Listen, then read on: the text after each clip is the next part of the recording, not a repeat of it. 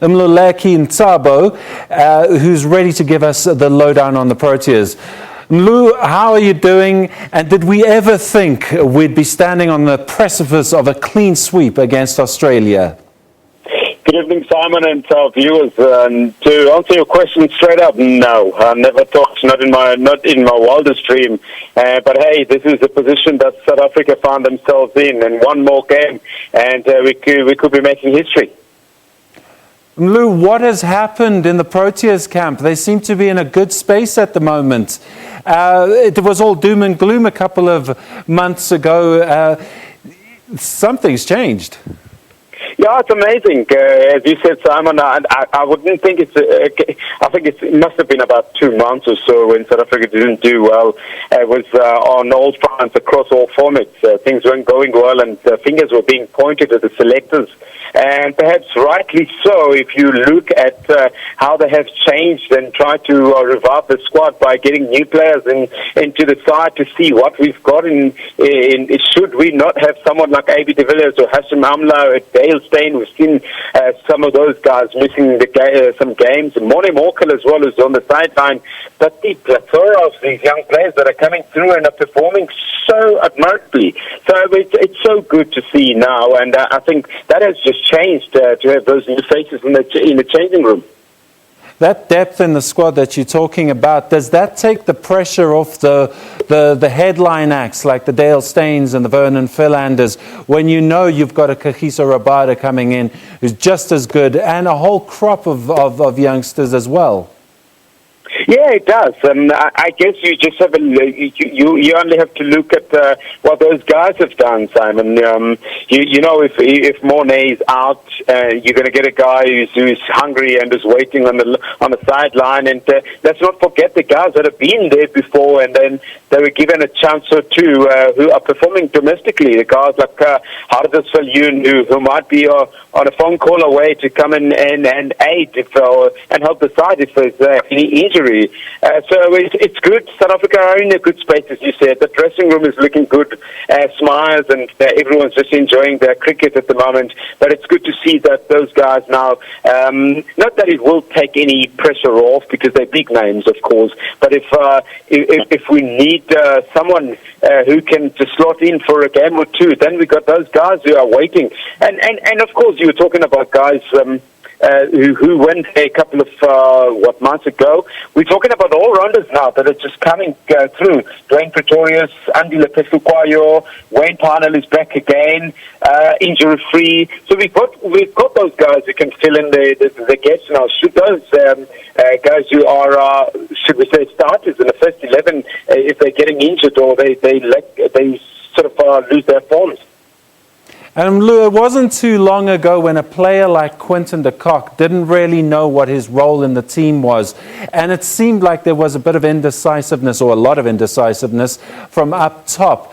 What happened in that kind of a scenario? Because it seems like now de Kock thinks he knows he's got the backing. No, he's an amazing player, and I think just to support your statement as well, Simon, I think the selectors back him. They believe that he can come with the goods, he can produce the goods, and he's done well so far because he's just immensely talented. He's one of those guys that just play a totally different game when you compare it to other guys who seem to be struggling, and especially in a shorter formats of the game. So he's one to look forward to, and I'm looking forward to see him doing well in a longer format as well in Test cricket, which I think he's also got place in that as a wicketkeeper or as a specialist batsman for South Africa.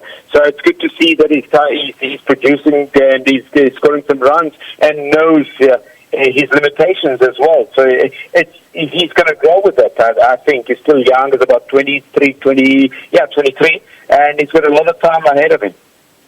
Well, it all seems very, very positive from the Proteas standpoint. But what has happened to Australia? Because they don't look like that team that they normally are.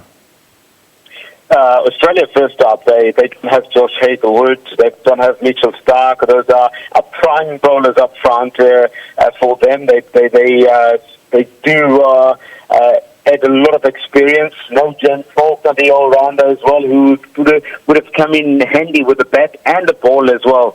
So they've got a very inexperienced side. It's perhaps in a way, if you look at both sides of the story, it's good for them that they do give those youngsters a bit of a run. I'm not too sure whether that they're cutting it at the moment. Maybe in the long run, maybe it's a lesson for the Australians. When they come back, they come more hungry and more understanding of what international cricket's all about. So, at the moment, they're not in a good space in terms of their bowlers. I think that's the difference.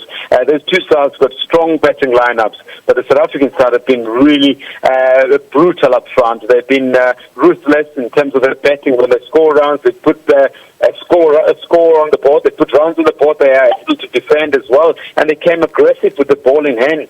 So that's been the difference. I think the inexperience in the bowling attack.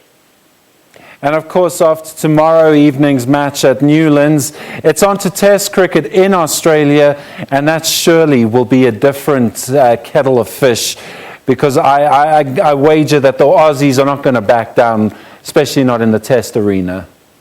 Yeah, they got those guys fresh now, waiting to just clamp on the South Africans, and especially on the home turf, it's going to be difficult for the South Africans as well. And I think Faf in that instance as well as spoke about it, how difficult the tour is and how they're looking forward to it.